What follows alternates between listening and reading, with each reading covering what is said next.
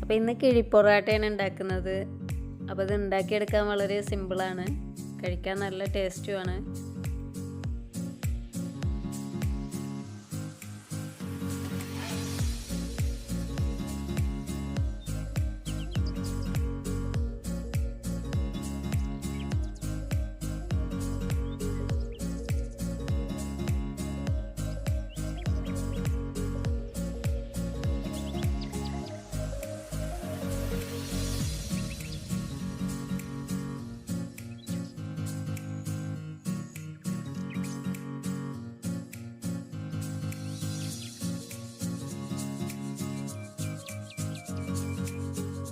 ആദ്യം ബീഫ് വേവിച്ചെടുക്കാം. അപ്പോൾ അതിനായിട്ട് കട്ട് ചെയ്ത് കഴുകി വെച്ചിട്ടുള്ള ബീഫ് കുക്കറിലോട്ട് ഇട്ട് കൊടുക്കാം.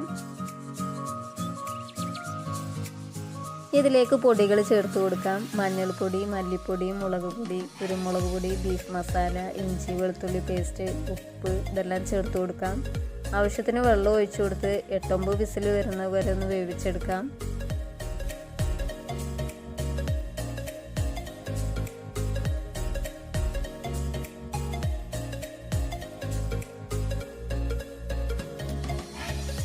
ബീഫൊക്കെ വേവിച്ചതിന് ശേഷം ഒരു പാൻ വെച്ച് ഉള്ളിയും തക്കാളിയൊക്കെ ഒന്ന് വഴറ്റിയെടുത്ത് അതിലേക്ക് വേവിച്ച് വെച്ചിട്ടുള്ള ബീഫ് ഒഴിച്ച് കൊടുത്തിട്ടുണ്ട്.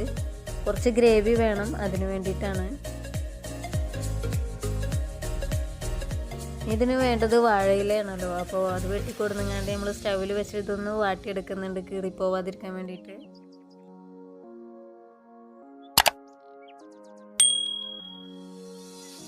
ഇനി ഇത് നമുക്കൊന്ന് സെറ്റ് ചെയ്തെടുക്കാം. നമ്മുടെ ബീഫ് ഗ്രേവിയൊക്കെ ഇത് അവിടെ റെഡി ആയിട്ടുണ്ട്.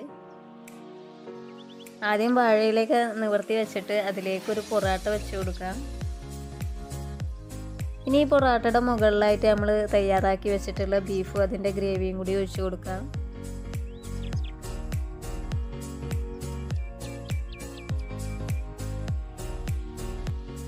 ഇനി ഈ ബീഫിൻ്റെ മുകളിലായിട്ട് നമുക്ക് ചെറുതായി അരിഞ്ഞു വെച്ചിട്ടുള്ള സവാളയും കറിവേപ്പിലയും കൂടി ഇട്ട് കൊടുക്കാം. കയ്യിൽ മല്ലിയില ഉണ്ടെങ്കിൽ അതും കൂടി ചെറുതാക്കി ഇട്ട് കൊടുത്തോളൂ. ഇതിൻ്റെ മുകളിലായിട്ട് വീണ്ടും ഒരു പൊറാട്ടയും കൂടിയും വെച്ച് കൊടുക്കാം. എന്നിട്ട് നമ്മൾ നേരത്തെ ചെയ്ത പോലെ തന്നെ ആ പൊറാട്ടയുടെ മുകളിലും ബീഫിൻ്റെ ഗ്രേവിയും പിന്നെ കുറച്ച് സവാള ചെറുതായി അരിഞ്ഞതും കറിവേപ്പിലയും കൂടി ഇട്ട് കൊടുക്കാം.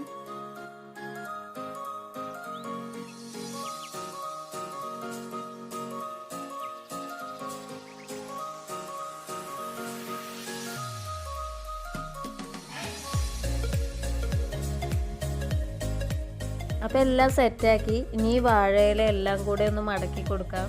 എന്നിട്ടൊരു വാഴനാര് വെച്ചങ്ങാണ്ട് നമുക്കതൊന്ന് കെട്ടിക്കൊടുക്കാം.